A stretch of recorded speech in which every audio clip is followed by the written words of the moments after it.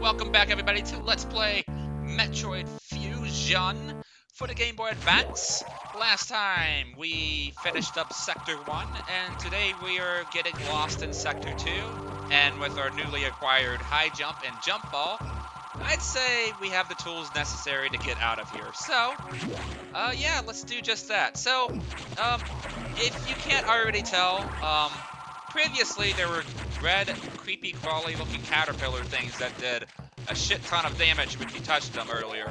But now there are cocoons, and yeah, seeing that a lot has happened since then, we'll see how they benefit us in the long run getting out of here. So, and that is SAX, SAMSX. I'm just gonna go ahead and call it a SAX for now. But yeah, that is not something you want to drag yourself into contact with.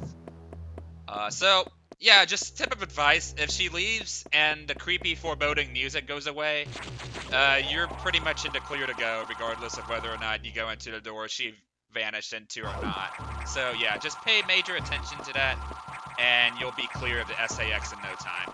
Ooh. Yeah, those are cocoons. Pretty goddamn creepy looking, too.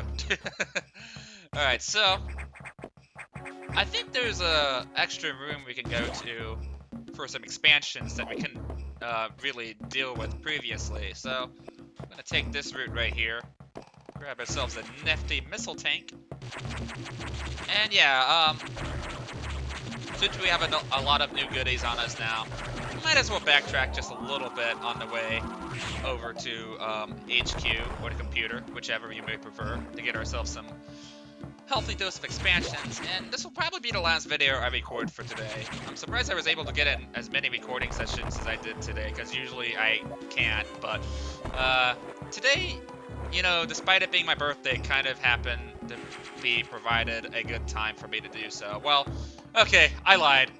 Today is actually the day before my birthday, but well, as of this recording, but I assume like the first video will go up on my birthday. So either way it works out, it's going to be a birthday related playthrough at the end of the day. So god damn. Man, I forgot how responsive her cannon was too. Like in Super Metroid, the rate of fire felt like really slow, but here it's like, it's not like say Mega Man, for example, where you can only have a certain amount. Oh, actually, wait, yeah, you can. I think you can only have like 3 projectiles on screen at once, but you can shoot them like so fast. It's like you don't really have like a rate of fire for them to determine like how many you can fire out before, you know, launching another like beam. And I like that a lot about Fusion, honestly, and it's something that carries over into every other Metroid game after this too. So yeah, you're not going to be seeing any complaints from me. It really does feel like Fusion kind of lent itself to benchmark for just making the gameplay a lot tighter and future Metroid games after this point, you know? Like, you know, Super and, you know, previously, like they were all really floaty games. You know? Like, granted, yeah, you had provided, you know, a lot of, like, different movement options and stuff. But here, it just feels so much more tight and responsive that, you know, it's a wonder that I haven't, you know, grown tired of replaying Metroid Fusion, you know, being 25 years old now. And it's just like, I mean, yeah, part of it is due to nostalgia. I'll admit, I'm a filthy little nostalgia whore when it comes to playing this game, but at the end of the day, it just feels so amazing to play, and thanks to the further adaptations with this GBA controller here. It ain't the GBA, like, classic controller, I'll say that much, but I'll take this over the GameCube controller for playing GBA games any day. Because, like, don't get me wrong, I love the GameCube controller, but for some reason, like, when I play on this TV, like, I'm playing on an HD TV, actually, but even though, like, for some reason, I don't actually get lag, you know, with it, like I do with most other HD TVs, playing with a GameCube on it. Maybe it's because I have an older model HD TV, I don't really know. It probably is. But regardless, but like, it's the GBA game specifically. I don't know what it is about the GBA game specifically, but every time I play a GBA game on here with a GameCube controller, it's just I get the worst input lag, and I can't deal with it. Like, I don't know. Maybe it's just because I've been bred and born in an offline environment, but just, like, I can't tolerate just the slightest bit of input lag. That's why I stay away from, like, Smash Online, for instance, because it's like, if I can't space and lag, then I just might as well not even play Smash Online in the first place. You know what I'm saying?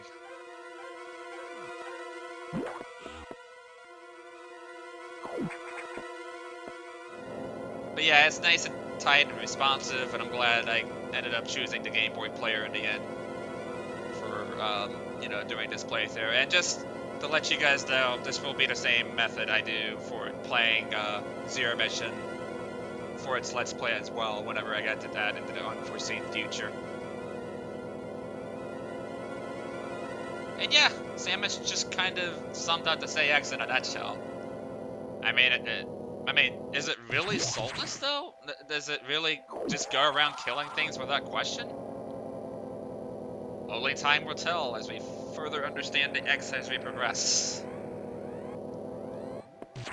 I actually kind of wonder, like, if they ever make, like, a true Metroid sequel, because, yeah, spoilers, this is actually the final Metroid game in the timeline. Like, every other Metroid game we've had before then has either been in its own segregated, like, line of games that are somewhere in between, like, the mainline stream of games, or, like, it's a prequel to another game, like Other M was. Fusion is the very last game in the series, and it's so crazy that even 16 years later, we still haven't had a proper follow-up. But at the same time, I can't really guess what they would do for a sequel either. And yeah, there you go. They were talking about right there, just like this, you know, the food that they're eating, you know. Is it possible that they're actually getting smarter, you know, the further we go? So yeah, we're being told about a monster here called Serri that can move at high speed. And basically we need to wipe it out. It's a valuable specimen, but it must be terminated. It must not be very valuable then.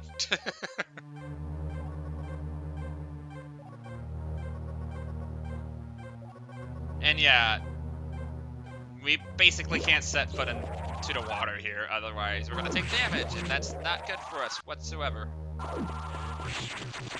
But yeah, I'm just trying to think, like, going back to my previous train of thought, like, would they go back to the whole X-Parasite thing? Because I know the ending of Samus Returns kind of alluded to the fact that they still very much, like, recognize that, like, the X-Parasites are a thing. You know, it's not like Nintendo's forgotten about them entirely. So it just makes me question, are they going to go back to that thing? Are they going to make a Metroid Fusion too? Like, I think that would be so cool, you know? Because, like, when you think about it, like, Metroid Prime had its own trilogy. And, like, Fusion was, like, the sister piece to Prime, even though it didn't gain nearly as much recognition. I mean, it's not like it didn't sell well. The game sold over 1 million, so, you know, by that standard alone, it did relatively well. But at the same time, you had to kind of ask yourself, like, would they go back to, like, you know, giving Samus, like, the whole organic-looking suit? Would they actually, like, go back to further, like, you know, emphasizing, like, the X-Parasites and their motivations and, like, thirst for knowledge and shit? That's kind of what I'd like to know, if they had a potential sequel to this or not. But I digress. SR388...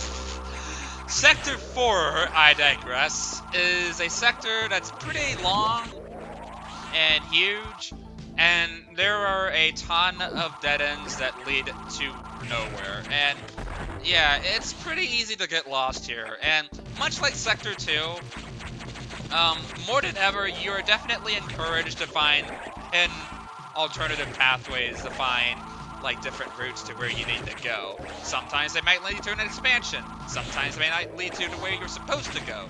Who knows? But it's definitely one of those things where you can't take a dead end for granted. Because they're fucking everywhere here.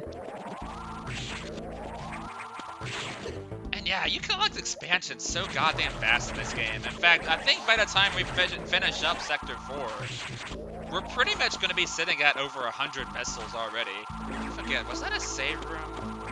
Yeah, it's a save room. We're not gonna bother with that for now. Probably only gonna be really using save rooms in between videos because I just don't find it necessary to be burning the time using them when, you know, I'm pretty confident enough that I can get through this game without dying now. But boy, doing a minimalist run of this game, however, that kind of run will destroy your soul. Jesus Christ, I have done it before, and to be honest, I don't know if I ever want to do it again. Fuck Nightmare. Nightmare gave me so much trouble in my minimalist run, let me tell you. But back to Metroid Fusion.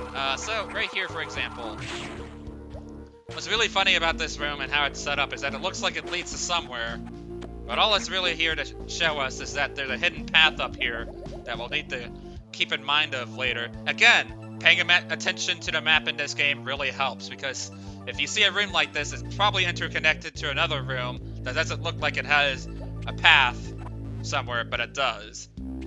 And you get plenty of rooms like remember, that wasn't the first time we saw something like that. We saw something like that in Sector 2 as well, where we saw the boss door, but we didn't really see the means of getting there unless we paid attention to the map. Little things like that, you know? At the end of the day, it's a Metroid game. It's a Metroid game at its fullest capacity. Or is it? I don't know. I feel like I'm starting to repeat things.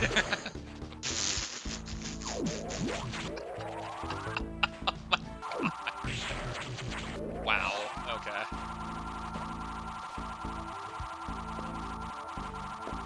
Beautiful.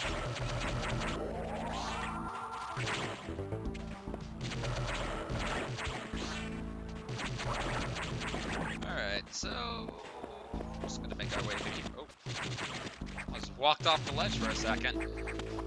Again, I've pretty much grown up with, you know, the standardized GBA for a while. I didn't even get a GBA SP until like 3 years ago, I think. Like, I mean, I've played on friends' like SPs before, and you know, I'd much rather prefer one because I don't know what it was, but it's like sometimes I sit there and really question to myself, oh yeah, here's another case of like the objective not necessarily pointing out to where you need to go all the time. Yeah, the objective point was here, but as you can most clearly see, it looks like the X has already gotten to the Serris here. Yeah, goddamn, ate it whole and everything. So yeah, it looks like the X parasites have already copied up Serris here, and it's going to be causing trouble if we don't do anything about that soon. But anywho, sometimes, like, you know, coming back to games like this, I often question, like, you know, apart from seeing background details I didn't notice before, like, I often wonder, like, how on earth did I play on a GBA and not suffer from, like, losing my eyesight? Because, like, goddamn, I recently tried to play on an original Game Boy for shits and giggles, and I just couldn't do it, man. Like, I was, like, literally squinting just to see what I was doing, and I remember not having this issue. Maybe that's why I have contacts, because I played so much GBA that I had to adjust my eyes for the GBA screen, and it probably messed me up in the long run, now that I think about it. Ugh. Damn it, childhood Ken, it's all your fault. Oh boy. But yeah, speaking of brightness, this room is a whole lot more brighter than I remember it being. The GBA really making all of these games brighter than they normally would on any other console certainly helps, that's for damn sure.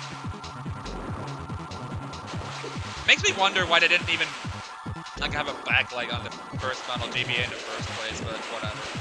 Anywho, this is Serris. You kind of have to be patient with this one despite it being a high-speed monster. You want to shoot it in the face with a charge shot. Not a missile, a charge shot. Because when you do a charge shot, it actually does more damage than a singular missile. Save missiles for when you know you can actually pot in multiple shots in on a foe. Because the thing is that whenever Serris goes into high-speed speed booster mode, you actually can't do any damage to him until it wears off. So, take your time, and getting to know his spawn points really helps too, I find. Because I know he has this preset pattern for determining where he comes in and out of from the water. It's just sometimes I haven't always been the best at memorizing it, but yeah, getting hit by that hurts. It's just It's a good thing I have a lot of energy tanks on hand, otherwise I don't even know how I would fare in this battle otherwise. Anywho, we got everybody's favorite speedrunning item, the speed booster. Metroid Fusion does not have a dash button like it does in Super Metroid because of the limited button space on the GBA. So instead, in Metroid Fusion, instead of holding a button to run, you actually just literally keep going until you start up the speed booster, which can seem a little inconvenient sometimes, but I find that, like, the space, for the most part, unless you absolutely need to use a speed booster for a section, is just tightly compact enough that, you know, running into an enemy while starting up one isn't usually an issue too much of the time. And plus, like, you have a faster cannon anyway. Like, you're going to be running and gunning more than you did in Super Metroid anyhow, so... What to the fuck ever.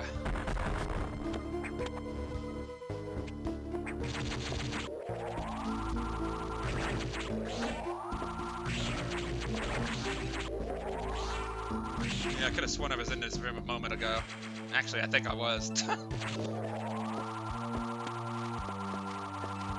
I'm really hoping I didn't miss anything, because truth be told, I actually didn't do a practice run of this game before coming to it. It's just, I've played this game so many times, I didn't think it'd be necessary all too much. Like, there's just, I don't know, you ever feel like there's those games you play, and then it's like, no matter at what point in time you come to it, it's like, you're always going to adapt to it on the fly anyway, or not need too much adaptation going into it anyway, because, like, fuck, man, you grew up on it in the first place. Yeah, Metroid Fusion just happens to be one of those games for me personally. It's just, I don't know, the expansions can definitely be a totally different story, and don't be surprised if by the end of the game I'm, like, scampering for, like, hidden or lost projectiles or expansions or what have you. But I know at this point I should definitely have at least, like, 100 missiles in tow, which I seem to be doing well enough on so far, so I'd like to say we're on track. Like, I don't know, not only did I have this game, like, super well memorized, I also have it, like, in my head to memorize, like, oh, hey, how many missiles or energy tanks should I have by this point in the game? And it's like, ugh. The extremes I go to this game for, man. But yeah, that solves the water issue.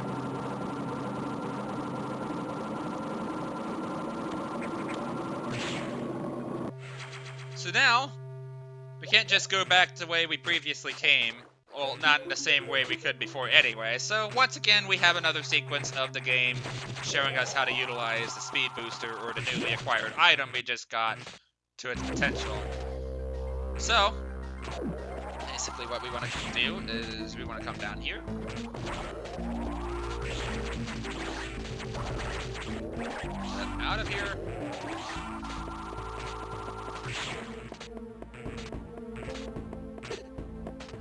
Come on. There we go. We're going to be doing a lot of this until we get to the end. Can I get it? Can I get it? Oh, fuck. I didn't. I was trying to high-speed boost my way through the water to get the missile tank, but I actually forget, like, can you store the speed booster in water even after you've, like, held it? Because, like in Super Metroid, you can store a speed booster and use it for shine sparks. But, like, I know it's a little bit different in this game, because, like, in this game, you no longer take damage upon using this shine sport to get to certain places, which is nice. It's just, I don't know, I feel like it's also missing a little bit of something. I just can't seem to put my nose on what it is exactly.